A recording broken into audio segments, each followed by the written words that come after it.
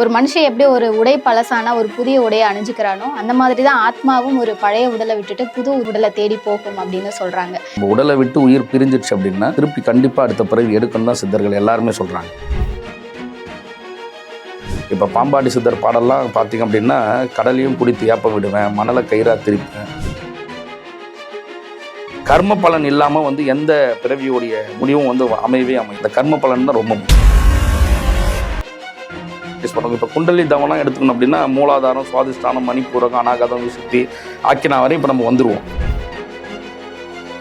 மாதிரி நான் யாருக்கும் எந்த பாவமும் செய்யலை அப்படின்ற அந்த சூழ்நிலையிலேயே நம்ம வாழ ஆரம்பம். நம்மளுடைய மரணம் ரொம்ப இயல்பானதாகவும் இருக்கும். இறைவனடி போய் சேர்றது.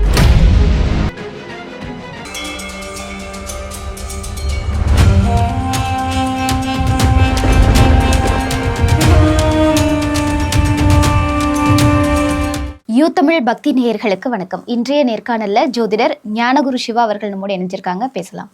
வணக்கம். வணக்கம் சார். வடிவேலு சார் டயலாக்ல இருந்தே ஆரம்பிக்கலாம். நம்ம வாழ்க்கை எதை நோக்கி பயணமா போகுதுன்னே தெரியல அப்படின்னு சொல்லியிருப்பாரு. ஸோ அந்த மாதிரியே நிறைய பேருக்கு டெய்லி காலையில் எழுறோம், வேலைக்கு போகிறோம், சாப்பிட்றோம், எதை நோக்கி பயணிக்கிறோன்ற ஒரு ஐடியாவே இல்லாமல் இருக்கும். இதுக்கிடையில ஒரு நாள் நம்ம இறந்துடுவோமோ, இறந்துட்டா எங்கே போவோம், என்ன ஆகும் அப்படின்ற ஒரு கன்ஃபியூஷன்லையும் இருப்பாங்க. பகவத்கீதையில கூட ஒரு விஷயம் சொல்லியிருப்பாங்க. ஒரு மனுஷன் எப்படி ஒரு உடை பழசானா ஒரு புதிய உடையை அணிஞ்சுக்கிறானோ அந்த மாதிரி தான் ஆத்மாவும் ஒரு பழைய உடலை விட்டுட்டு புது உடலை தேடி போகும் அப்படின்னு சொல்றாங்க. ஸோ ஆன்மீகப்படி மரணம் அப்படின்றது ஒரு முடிவா இல்லை ஒரு தொடக்கமா? ஆக்சுவலாக சாஸ்திரங்களை நம்ம பார்க்கறத விட சித்தர்கள் என்ன சொல்லியிருக்காங்க அப்படின்னு சொல்லி நம்ம எடுத்துக்கிட்டோம் அப்படின்னா, நம்ம உடலை விட்டு உயிர் பிரிஞ்சிடுச்சு அப்படின்னா திருப்பி கண்டிப்பாக அடுத்த பிறவி எடுக்கணும் தான் சித்தர்கள் எல்லாருமே சொல்கிறாங்க. அகஸ்தியராக இருக்கட்டும், போகர், காலாங்கி, கரூரார், திருமூலர், அவங்களோட எந்த பாடல்களாக இருந்தாலும் அடுத்தடுத்த பிறவிகள் நம்ம எடுத்துகிட்டே தான் இருப்போம் அப்படின்னு தான் சொல்கிறாங்க. அதாவது சித்தர்கள் நம்ம இப்போ மரணம் அடைகிறோம் அப்படின்னாவே என்ன சொல்கிறாங்கன்னா, நம்மளுடைய ஆன்மா நம்ம உடலை விட்டு பிரியறது தான் மரணம் அப்படின்றத நம்ம சொல்கிறோம். நம்ம உடலில் எல்லாமே இருக்கும். கை இருக்கும், கால் இருக்கும், கண், காது, மூக்கு எல்லாம் இருக்கும். தொட்டால் நமக்கு எல்லாம் தொடுற மாதிரியே இருக்கும். மனுஷனை தொடுற அந்த எல்லா உணர்வும் இருக்கும். ஆனால் நமக்குள்ளே என்ன இருக்காதுன்னா, இந்த உயிர் காற்று அப்படின்னு சொல்லக்கூடிய அந்த காற்று சொல்லக்கூடிய அந்த ஆன்மா மட்டும்தான் நமக்குள்ளே இருக்காது. மூச்சு மட்டும்தான் நம்ம விட மாட்டோம். செத்துட்டாங்கன்றதுக்கு என்ன சொல்லுவாங்க, மூச்சு வரல, நின்றுச்சு, அதுதான் சொல்லுவாங்க. மற்றபடி நமக்கு இருக்கக்கூடிய எல்லாமே இருக்கும் நம்ம உடலில். இப்போ அந்த உயிர் காற்று பிரியறது தான் ஆன்மான்னு சொல்கிறோம். இந்த ஆன்மாவை தான் நம்ம இறைவனோடு தொடர்பு படுத்துறதுக்காக தான் பிறவி எடுக்கிறோம் அப்படின்றது தான் சித்தர்கள் சொல்கிற கருத்தே. முதல்ல இந்த ஆன்மா நம்ம திருப்பி இறக்கிறதுக்காக தான் நம்ம இந்த பிறவியை நம்ம எடுக்கிறோம். அந்த இறப்பு நமக்கு எப்படி இருக்கணும் அப்படின்றதுக்கான ஒரு கோட்பாடு தான் சித்தர்கள் கொடுக்குறாங்க. அதுக்கு தான் பல யோக முறைகளை கொடுக்குறாங்க. வாசி யோகமாக இருக்கட்டும், ராஜயோகமாக இருக்கட்டும், குண்டலினி தவமாக இருக்கட்டும், இல்லை நம்ம செய்யக்கூடிய எந்த தவ முறைகளாக இருந்தாலும் அது எல்லாமே கொடுக்குறாங்க. சித்தர்கள் பெருமளவு மந்திர யோகம் அப்படின்ற அந்த ஒரு முறையை பின்பற்றுறாங்க. அந்த யோகத்தை நம்ம பின்பற்ற என்ன எதுக்காக நம்ம பின்பற்றுறோம், யோகமாக இருக்கட்டும், எந்த தியானம் வேணாலும். இப்போ நம்ம செய்யக்கூடிய நிகழ்காலங்களில் எத்தனையோ மகான்கள் புதிய புதிய தியானங்கள் நிறைய கொடுத்துருக்காங்க. எந்த பயிற்சி முறைகளாக இருந்தாலும் இறப்பை தேடி தான். நம்மளோட உடல்லேருந்து பிரியக்கூடிய ஆன்மா இறைவனிடம் போய் சேரணும், அவ்வளோதான். அதுக்கு அந்த ஒரே கோட்பாடுக்காக தான் நம்ம இறப்பை தேடி தான் நம்ம தவமே செய்கிறோம். அப்படி நம்ம இறப்பை தேடி செய்யக்கூடிய இந்த ஆன்மா ட்ராவல் பண்ணுறது இறைவனாட போய் சேர்ந்துடுச்சு அப்படின்னா திருப்பி இந்த பிறவி இல்லை அப்படின்னு சொல்லிட்டு சித்தர்கள் சொல்கிறாங்க. அப்போ திருப்பி பிறவி இல்லாத நிலை வேணும்னாலும் நம்ம இருந்துக்கலாம். இல்லை நம்ம மறுபடியும் இங்கே பிறக்கணும் அப்படின்னு நினச்சாலும் அவங்களுடைய அந்த தவ வலிமைக்கு ஏற்ற மாதிரி அவங்க எப்படி பிறக்கணும்னு நினைக்கிறாங்களோ அந்த மாதிரி இடத்துல பிறவி எடுக்கிறதுக்கான அந்த தவ பயிற்சிகளையும் சித்தர்கள் நமக்கு கொடுக்குறாங்க. அதனால் இறப்பு அப்படின்றது நம்ம திருப்பி இந்த உலகத்தில் நம்ம பிறந்துகிட்டே இருப்போம். நம்ம எப்படி நம்ம மறுபடியும் பிறவி எடுக்கணும் அப்படின்றத அறிஞ்சு பகுத்தறிய தெரிஞ்சு நம்ம தவ வாழ்க்கையை நம்ம மேற்கொள்கிறோம் அப்படின்னா நம்மளுடைய ஆன்மா ட்ராவல் பண்ணிகிட்டே தான் இருக்கும். Okay sir. இப்போ இந்த மரண காலம் அப்படின்றத தள்ளி போட முடியுமா சார்? கண்டிப்பாக தள்ளி போடலாம். பயிற்சிகள் செய்கிறோம் அப்படின்னா நம்ம மரண காலத்தை நம்ம தள்ளி போடலாம் அப்படின்னு சொல்கிறாங்க. அதாவது சித்தர்களுடைய பாடல்கள்லேயே கர்வமாக எழுதக்கூடிய பாடல்கள் நிறைய இருக்கும். இப்போ பாம்பாடி சித்தர் பாடல்லாம் பார்த்திங்க அப்படின்னா, கடலையும் குடித்து ஏப்ப விடுவேன், மணலை கயிறா திருப்பேன், வானத்தை வில்லா வளைப்பன்னு சொல்லிட்டு ஒரு பாடல் இருக்கும். அப்போ அவருடைய தவ வலிமை அப்போ எப்படி இருந்துச்சு அப்படின்னா, அவருடைய பாடலில் இந்த மாதிரியான வார்த்தைகளை அவர் பயன்படுத்திப்பாருன்னு நம்ம தெரிஞ்சுக்கணும். அப்போ வந்து இப்போ நம்ம அகஸ்தியருடைய பாடல்லையே வந்து யமனும் என் சொல் கேட்பான்னு சொல்லிட்டு முடிப்பார் ஒரு பாடல்லாம். அப்போ யமன் வந்து என்னுடைய சொல் கேட்பான்னு சொல்லிட்டு சொல்லும்போது அப்போ அவருடைய காலத்தை வந்து நம்மளால் தள்ளி போட முடியும் அப்படின்றத வந்து சித்தர்கள் வந்து சொல்கிறாங்க. ஆனால் அதுக்கான பயிற்சிகள் வந்து நம்ம ஒழுங்காக வந்து மேற்கொள்ளணும். எந்த பயிற்சியுமே இல்லாத உண்டு உறங்குவதை கண்டதே அல்லாது ஒரு பயணம் அடைந்தில்லைன்னு சொல்கிற மாதிரி சாப்பிட்டு தூங்குறதை தவிர வேறு எந்த பயிற்சிகளுமே சித்தர்கள் சொன்ன எந்த முறைகளுமே பின்பற்றாமல் நம்ம இருக்கிறோம் அப்படின்னா கண்டிப்பாக நம்ம மரணத்தை தள்ளி போட முடியாது. பயிற்சிகள் செய்கிறோம் அப்படின்னா கண்டிப்பாக தள்ளி போடலாம். Okay sir. அதே மாதிரி இறக்குற தருவாயில் நம்மளுடைய மனநிலை எப்படி இருக்கோ, எண்ணங்கள் எப்படி இருக்கோ, அதுபடி தான் அடுத்த பிறவி இருக்குன்னு சொல்கிறாங்க. கண்டிப்பாக அது உண்மை. அது வந்து அதாவது நிகழ்காலங்களில் வாழ்ந்த மகான்களும் அப்படி தான் சொல்கிறாங்க, முன்னாடி இருந்த சித்தர்களும் அப்படி தான் வந்து சொல்கிறாங்க. நம்மளுடைய அதாவது நான் முன்னாடியே சொன்ன என்னென்னா நம்மளுடைய இறப்பை தேடி தான் தவம் அப்படின்றது. நீங்கள் தவ பயிற்சிகள் மேற்கொள்ள ஆரம்பிச்சிட்டிங்க அப்படின்னா நம்மளுடைய ஆன்மா வந்து நம்ம உடலை விட்டு பிரியறதுக்கான பயிற்சிகள்லாம் நம்ம வந்து எடுப்போம். இப்போ ஆன்மா உடலை விட்டு பிரியுது அப்படின்னா உயிர் போயிடுமான்னா அப்படி இல்லை. அதுக்கு தான் வந்து உடற்கட்டு தவம்னு சொல்லிட்டு ஒரு தவம் பண்ணிவிட்டு அந்த ஆன்மாவை பிரிக்கிறதுக்கான சூக்கும பயணம்னு சொல்லிட்டு ஒரு பயணம் வந்து சொல்லுவாங்க. இதை வந்து கூடு விட்டு கூடு பாய்தல் அந்த மாதிரியான முறைகளுக்கெல்லாம் பின்பற்றுவாங்க. அப்போ இந்த சூக்கும பயணத்துக்காக நம்ம முயற்சி பண்ணுறோம் அப்படின்னா இப்போ நம்ம ஒரு இடத்துல இருந்து இன்னொரு இடத்துல என்ன நடக்குது அப்படின்றத நம்மளுடைய ஆன்மா மட்டும் போய் பார்க்கும். நம்மளோட உடல் இங்கே இருக்கும், மூச்சு வாங்குவோம், எல்லாமே இருக்கும். நம்மளை யாராவது டச் பண்ணால் மட்டும் நம்ம திருப்பி வந்து விழிப்பு நிலைக்கு நம்ம வந்துடுவோம். இது பயிற்சி நம்ம செய்கிற எல்லாருக்குமே தெரியும். வாசி யோகம் பண்ணுறாங்கன்னா அவங்க இதை வந்து ப்ராக்டிஸ் பண்ணுவாங்க. குண்டலினி தவம் பண்ணுறவங்க ப்ராக்டிஸ் பண்ணுவாங்க. இப்போ குண்டலினி தவம்லாம் எடுத்துக்கணும் அப்படின்னா மூலாதாரம், சுவாதிஷ்டானம், மணிப்பூரகம், அநாகதம், விசுத்தி, ஆக்கினா வரை இப்போ நம்ம வந்துடுவோம். ஆக்கினான்றது தான் 10ஆம் வாசல் அப்படின்னு சொல்லிட்டு சொல்லுவாங்க. சுழிமுனா நாடி இருக்கக்கூடிய இடம் வந்து ஆக்கினான்னு சொல்லுவாங்க.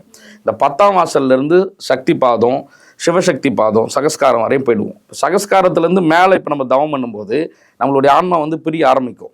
அப்போ நமக்கு எப்படி இருக்குன்னா ஃபஸ்ட்டு பிரியும் போது வந்து ஒரு பயம் நமக்கு வந்து கொடுக்கும். தவம் பண்ணுறவங்களுக்கு ஒரு பயம் கொடுத்துரும். ஏன்னா நம்மளை விட்டு நம்ம உடம்பு எல்லாமே நம்ம உணர்வோம், ஆனால் நம்மளை விட்டு வெளியே போகிற ஃபீல் வந்து இருக்கும். அப்போ அந்த மாதிரி ஃபீல் வரும்போது நம்ம வந்து முதல்ல வந்து பயம் இருக்கும். அதுக்கப்புறம் ஒவ்வொரு மண்டலங்களாக சொல்லுவாங்க. சூரிய மண்டலம், சந்திர மண்டலம், அக்னி மண்டலம், அதெல்லாம் தான் சொல்லுவாங்க. பரலோகம், யமலோகம், சிவலோகம், வைகுண்டம், இதெல்லாம் சொல்கிறாங்களா, கைலாயம், சொர்க்கம், இந்த மாதிரி சொல்கிறத ஒவ்வொரு லோகங்களாக சொல்லுவாங்க சித்தர்கள் வந்து. அந்த ஒவ்வொரு லோக பயிற்சிகள் எடுக்கும்போது நம்ம அந்த பயிற்சிகள் எடுக்கும்போது நம்ம ஆன்மா வந்து பிரிய ஆரம்பிக்கும். அப்போ நம்ம இந்த பயிற்சி எடுக்கிறதுக்கே காரணமாக இருக்கிறது எண்ணங்கள் தான்.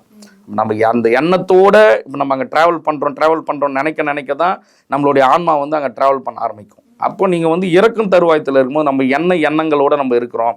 எனக்கு இதெல்லாம் நடக்கலை, இன்னும் என் பையனுக்கு கல்யாணம் பண்ணல, நான் இவ்வளோ சொத்து வாங்கலை, இந்த சொத்துலாம் யார் அனுபவிப்பாங்களோ, இந்த மாதிரி நம்ம நெகட்டிவான என்னென்ன எண்ணங்களோடு நம்ம வந்து இறக்குறோமோ அதே மாதிரி அந்த நெகட்டிவ் ஃபீல்ட்லேயே இருக்கக்கூடிய அந்த குடும்பத்தை சார்ந்தவர்களுக்குள்ளேயே தான் பிறவி எடுப்பாங்கன்னு சொல்கிறாங்க. அப்படி இல்லை, அந்த குடும்பத்தில் அந்த மாதிரிலாம் இல்லை, எல்லாமே வந்து ஒரு பாசிட்டிவ் எனர்ஜியோடு இருக்காங்க அப்படின்னும் போது வேறு எங்கேயாவது போயிட்டு அவங்க வந்து பிறவி எடுப்பாங்க அப்படின்னு சொல்கிறாங்க. அப்போ நம்ம பாசிட்டிவான எண்ணங்களோடு நம்ம இருக்கோம் அப்படின்னா நம்மளுடைய பிறவி வந்து நல்ல பிறவியாக வந்திருக்கும். இப்போ சொல்லுவாங்களே, ரொம்ப கஷ்டப்படுறவங்களாம் நான் போன ஜென்மத்தில் என்ன பாவம் பண்ணணும், நான் இப்போ வந்து இவ்வளோ கஷ்டப்படுறேன் அப்படின்னு சொல்லுவாங்க. ஆனால் நல்லா இருக்கிறவங்க வந்து அதை ஃபீல் பண்ணவே மாட்டாங்க. நல்ல வசதியாக அவங்களுக்கு அவங்க நினச்சது எல்லாம் நடக்கிறவங்க வந்து அதை ஃபீல் பண்ண மாட்டாங்க. அவங்க ஃபீல் பண்ணாததுக்கான அதாவது அந்த காலகட்டம் அவங்களுக்கு அமையும். ஆனால் அவங்க தவம் தான் பண்ணணும், நம்ம வந்து இறைவனடி சேர்றதுக்கான முயற்சிகள் தான் நம்ம எடுக்கணும் அப்படின்ற அந்த முயற்சி எதுவுமே எடுக்காமல் அவங்க என்ன பண்ணிடுவாங்கன்னா இப்போ இருக்கக்கூடிய இந்த சிற்றின்ப சுகத்தை வந்து பெருசாக நினச்சிட்டு இதுலேயே இருப்பாங்க. மறுபடியும் அவங்களுடைய சுழற்சி எப்படி இருக்கும், மறுபடியும் கஷ்டப்படுறவங்களுடைய சுழற்சியாகவே அவங்களுக்கு வந்து இருக்கும். இந்த மாதிரி தான் மாறி வந்து அமைஞ்சிக்கிட்டே வந்து இருக்கும். நம்மளுடைய ஆன்மாவை வந்து நம்ம எப்படி நம்ம வெளியேற்றணும், நம்ம எப்படி வந்து பயிற்சிகள் செய்யணும் அப்படின்றத மேற்கொள்ள கற்றுக்கினாவே ரொம்ப ஈஸியாக இருக்கும். சிம்பிளாக எடுத்துக்கினா நம்ம இப்போ ஏதாவது ஒரு படம் பார்த்துட்டு வருவோம், அந்த படம் நமக்கு ரொம்ப பிடிச்ச படமாக இருக்குது அப்படின்னா அதை நம்ம இங்கே உட்காந்து நம்ம யோசிக்கிறோம் அப்படின்னா நம்ம அந்த படத்துக்குள்ளே போயிடுவோம். அதை நினச்சி நம்ம சிரிப்போம். அது பார்த்து 1 நாள் 2 நாள் கூட இருக்கும். ஆனால் அந்த சீனை நம்ம இங்கே வந்து நினைக்கும் போது நமக்கு என்ன ஆகும், அது அங்கே நடந்த அந்த நிகழ்வு வந்து நமக்கு ஞாபகம் வரும்.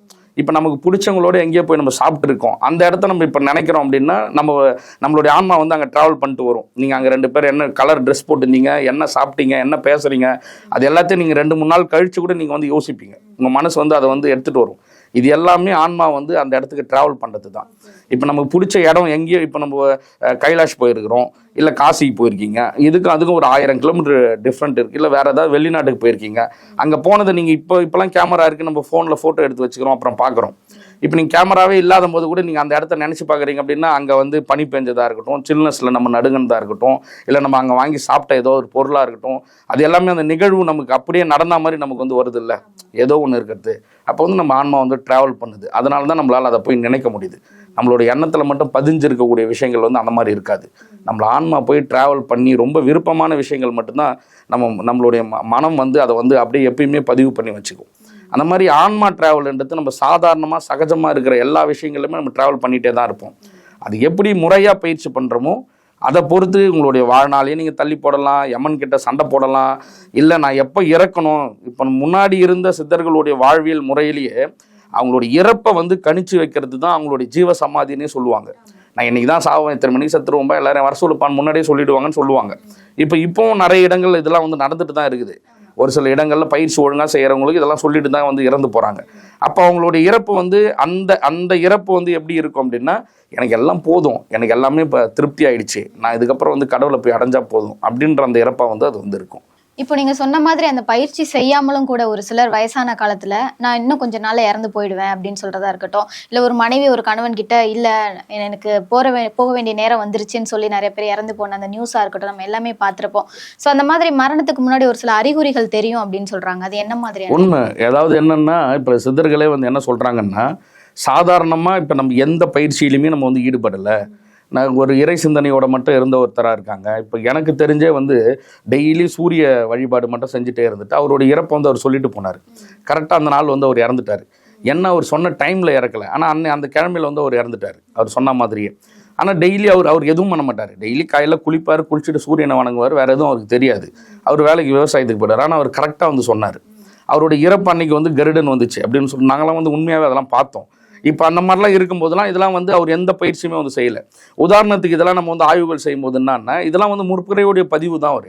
அவர் அதே மாதிரி அவர் வாழ்நாள் முழுக்க இதுக்காக கஷ்டப்பட்டவர்லாம் இல்லை. ஆனால் டெய்லி உழைச்சார். டெய்லி காலையில் போவார். அவர் வந்து அவருக்குன்னு சொல்லிட்டு நிலம் இருந்துச்சு, அந்த நிலத்தில் போய் பயிர் வைப்பார், அதை விற்பார். அப்படியே அவருடைய வாழ்நாள் வந்து போயிடுச்சு கண்டி. மற்றபடி அவர் வந்து ரொம்ப கஷ்டப்பட்டார், ரொம்ப ஃபீல் பண்ணார், அந்த மாதிரிலாம் இல்லை. அவர் இறக்கும்போது அவருடைய முற்பிறவியில் நான் நினச்சிக்கினது என்னென்னா, அவருடைய முற்பிறவியில் வந்து இதை நினச்சிட்டு போயிருப்பார். பகுதி கழனி வாங்கணும், நம்ம எதுவும் பயிர் வைக்கலன்னு நினச்சிருப்பார்னு நினைக்கிறேன்.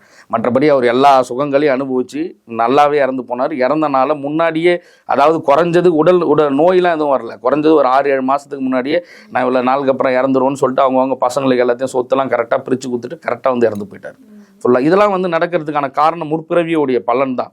அந்த பிறவியில் அவங்க செஞ்ச தவ பலனாக இருக்கட்டும், இல்லைனா இறை வழிபாடாக இருக்கட்டும், இறை தேடலாக இருக்கட்டும், இந்த மாதிரி ஏதோ ஒரு பயிற்சி முறையினால்தான் அவங்க இந்த மாதிரி இந்த பிறவி நம்ம எடுக்கிறதுக்கான காரணமே. கர்ம பலன் இல்லாமல் வந்து எந்த பிறவியோடைய முடிவும் வந்து அமையாது. அந்த கர்ம பலன் தான் ரொம்ப முக்கியம். கண்டிப்பாக. அதே மாதிரி இந்த அறிகுறிகள்னு சொல்லும்போது அவர் ரொம்ப சந்தோஷமா இருந்தான்ப்பா, அவன் முகமே ஒரு பிரகாசமா இருந்துச்சு, இந்த அணைய போற விளக்கு வந்து பிரகாசமா எரியும் அப்படின்லாம் சொல்றாங்க. இதெல்லாம் அறிகுறிகள் தான். உண்மை. அதாவது இப்போ நம்ம இதை எப்படி எடுத்துக்கணும் அப்படின்னா, இதை வந்து அதாவது தேவ ஆன்மா அசுர ஆன்மான்னு சொல்லுவாங்க. தேவ ஆன்மா அப்படின்னா என்னன்னா, அவங்க வாழ்நாள் முழுக்கவே நீங்கள் அவங்கள பார்த்தீங்க அப்படின்னா யாருமே குறை சொல்லாத ஒரு வாழ்க்கையை வந்து வாழ்ந்திருப்பாங்க. குறை சொல்லாத வாழ்க்கைன்னா பிறருக்கு தீங்கு விளைவிக்காமல் இருப்பாங்க. அவங்களுடைய வேலை என்னவோ அந்த வேலையை பார்த்துட்டு மற்றவங்களுக்கு யாரும் எந்த கெடுதலுமே நினைக்காம அவங்க வந்து இருப்பாங்க. இந்த அசுர ஆன்மான்றது என்னென்னா, மனுஷனுக்குள்ள எல்லாருக்குள்ளேயும் இந்த 2 குணம் வந்து இருக்கும். தேவகுணமும் இருக்கும், அசுர குணமும் இருக்கும். இந்த தேவகுணத்தோடு இருக்கிறவங்க வந்து யாரை பற்றியும் கவலைப்பட மாட்டாங்க. அவங்கள யாராவது துன்புறுத்தினா கூட சரி போ கடவுள் பார்த்துக்குவான்னு சொல்லிட்டு போயிடுவாங்க. ஆனால் அசுர குணத்தோடு இருக்கிறவங்களுடைய ஆன்மா எப்படி இருக்கும் அப்படின்னா, பிறரை வந்து பழி வாங்கணும்னு நினைப்பாங்க, அவங்களுக்குள்ளேயே வஞ்சப்பு கட்சியோடு இருப்பாங்க, அவங்க கூட கூட்டிகிட்டு அவங்களை வந்து கெடுப்பாங்க, இல்லை நம்ப வச்சு ஏதாவது அவங்களை வந்து ஏமாற்றுவாங்க. இந்த மாதிரி நிறைய அந்த அசுர குணங்கள் வந்து இருக்கும். அது எல்லாருக்குள்ளும் இருக்கும். தேவகுணம் இருக்கிறவங்களும் இருக்கும், அசுர குணம் உள்ளவங்களும் இருக்கும். இது இந்த குணாதிசயங்களுக்கு ஏற்ற மாதிரி தான் கர்ம பலன்கள் வந்து பிரிக்கப்படும். நம்ம சம்பாதிக்கக்கூடிய அந்த பாவ புண்ணியங்கள் வந்து இந்த குணத்துக்கு ஏற்ற மாதிரி தான் பிரிக்கப்படும். ஏன்னா மனுஷனுக்கு மட்டும்தான் வந்து தெரியும் என்னென்னா, இது நம்ம செய்யறது கரெக்டு, நம்ம செய்யறது தப்பு அப்படின்றது வந்து அவனுக்கு மட்டும்தான் தெரியும். ஆனால் அந்த அறிவு அவனுக்கு இருந்து கூட நான் தப்பு மேலே தப்பு செய்வான், கூடவே இருந்து ஏமாற்றுவான், பார்த்துக்கலாம் அவன் நல்லா இருக்கிறான், நம்ம வந்து அதே மாதிரி ஆகணும் அப்படின்ற அந்த சின்ன அந்த சிற்றின்ப ஆசைக்காக என்ன பண்ணுவான், யாரை வேணாலும் ஏமாற்றி எப்படி வேணாலும் நம்ம வாழலாம் அப்படின்னு சொல்லிட்டு நினைப்பான். இந்த கர்மாவை சம்பாதிக்கும் போது என்ன ஆகும் அப்படின்னா, அவனுடைய இறக்கும் தருவாய் வந்து ரொம்ப கஷ்டப்பட்டு சாவாங்க. இப்போ நம்மளே பார்ப்போம்ல, என்னென்னா ஐயோ ரொம்ப கஷ்டம் அவங்களாம், ரொம்ப கை கால் வராமல் இறந்து போயிருப்பாங்க, நகர்ந்து கடந்து இறந்து போயிருப்பாங்க. அந்த மாதிரி நம்ம நிறைய வந்து பார்ப்போம். அவங்களோட இறப்பு வந்து ரொம்ப கஷ்டத்தை கொடுத்துருக்கோம். அவங்க குடும்பத்தில் இருக்கவங்களாம் நீ எப்போ தான் சாவன்னே தெரில அப்படின்னு சொல்லிட்டு பிறர் மத்தியில் பேசுகிற மாதிரி இருந்து அவங்களோட இறப்பு வந்து இருந்திருக்கும். இந்த மாதிரி இறப்பு இருக்கிறவங்களாம் அப்படின்னா அவங்களுடைய கர்மா வந்து இந்த மாதிரி அசுர குணத்தோடு இருந்து அவங்க கர்மா சம்பாரிச்சிருக்காங்கன்னு அர்த்தம். இப்போ நீங்கள் சொன்ன மாதிரி இயல்பாகவே நல்ல சுகபோக வாழ்க்கையெல்லாம் அனுபவிச்சு அவங்களுடைய இறக்கும் தருவாயத்தில் கூட அவங்க நல்லா சிரிச்ச முகமாக அவங்களுக்கு பிடிச்சவங்க எல்லாரையும் அவங்க கூப்பிட்டு அவங்க எல்லாரும் பார்த்துட்டு அவங்க இறந்து போகிறாங்க அப்படின்னா அவங்க கர்ம பலன் வந்து குறைஞ்சிருக்குது அப்படின்னு சொல்லிட்டு அர்த்தம். அந்த மாதிரி இருக்கக்கூடிய கர்ம பலனில் இருக்கவங்களுடைய பிறவி வந்து அடுத்த பிறவி வந்து நல்ல பிறவியாக வந்து இருக்கும். இப்போ தவம் பண்ணுறவங்க வந்து இறந்து போகிறாங்க வச்சுங்களேன், நல்ல தவ வாழ்க்கையில் இருந்து அவங்க இறந்து போகிறாங்க அப்படின்னா அவங்களுடைய எண்ணம் அந்த நேரத்தில் எப்படி இருக்கோ அதை பொறுத்து அடுத்த அவங்களுடைய பிறவி வந்திருக்கும். அது உடனடி பிறவியாகவும் இருக்கலாம், இல்லை கொஞ்ச நாளுக்கு அப்புறமான பிறவியாகவும் இருக்கலாம்.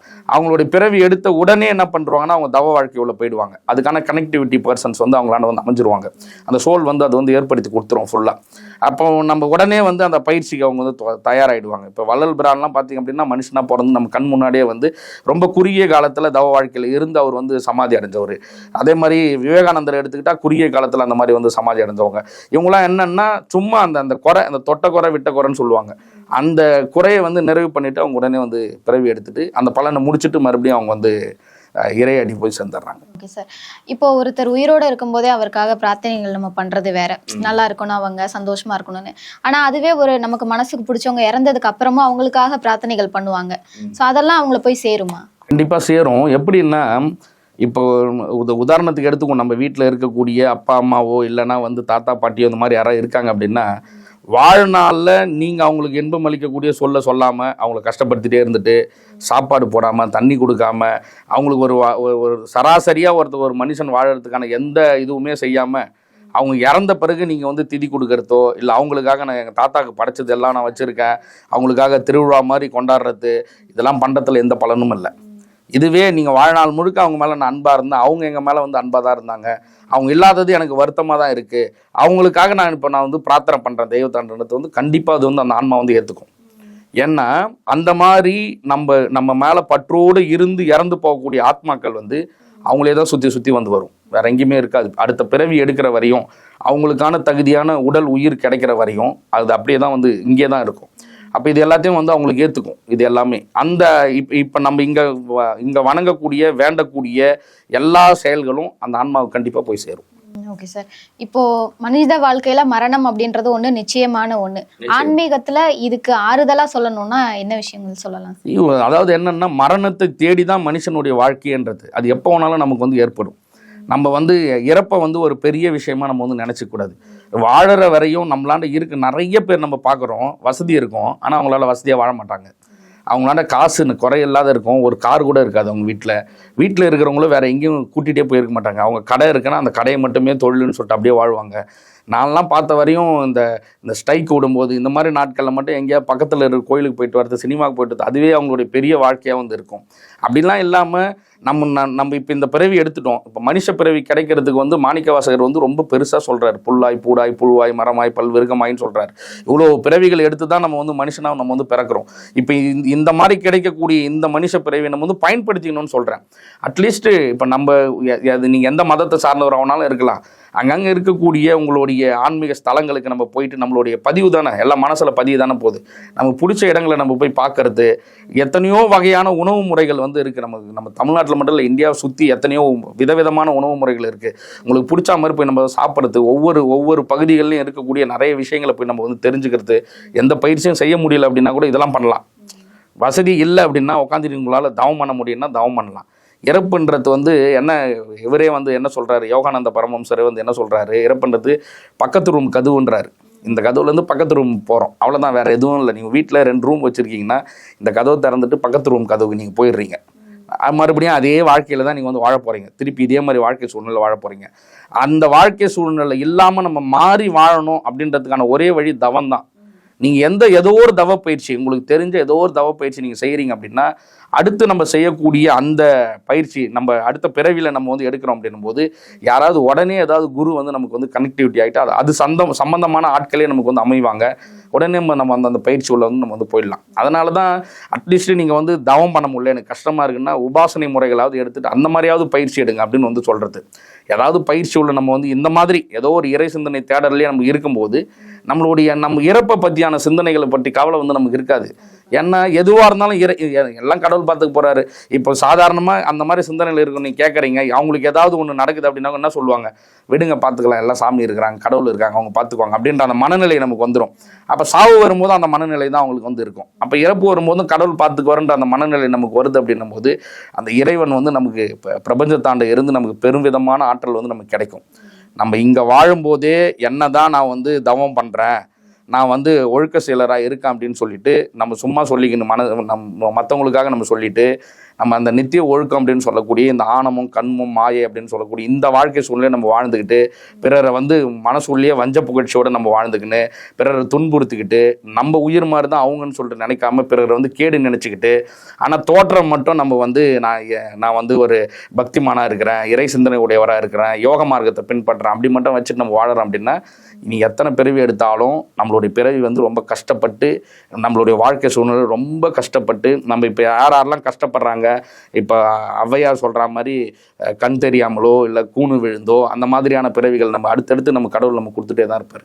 அதனால் இறப்பை பற்றி கவலை பண்ணுற அவசியம் இல்லை. ஏதாவது ஒரு தவப்பயிற்சியை நம்ம வந்து மேற்கொண்டுட்டு நல்ல தூய்மையான மனசோடு நம்ம செய்கிற காரியங்கள், நம்ம செய்கிற வேலைகள் வந்து மக்களுக்கு வந்து யாருக்கும் துன்புறுத்தாமல் இருக்கா, நம்ம செய்கிறது வந்து நம்மளே பகுத்தறிஞ்சு நம்மளுடைய அறிவுக்கு சிற்றறிவுக்கு ஏற்ற மாதிரி நான் யாருக்கும் எந்த பாவமும் செய்யலை அப்படின்ற அந்த சூழ்நிலையிலே நம்ம வந்து வாழ ஆரம்பித்தோம் அப்படின்னாவே நம்மளுடைய மரணம் ரொம்ப இயல்பானதாகவும் இருக்கும், இறைவனடி போய் சேர்றதாகவும் வந்து இருக்கும். கண்டிப்பா சார், நிறைய விஷயங்கள் பகிர்ந்துக்கிட்டீங்க. தொடர்ந்து இந்த மரணம் ரிலேட்டடாவே இன்னொரு விஷயம் பார்க்கணும்னா யமன் அப்படின்ற ஒரு விஷயம் சொல்லுவாங்க. ஸோ அடுத்த நேர்காணல நம்ம அதை பத்தி தொடர்ந்து பேசலாம். நன்றி. நல்லது.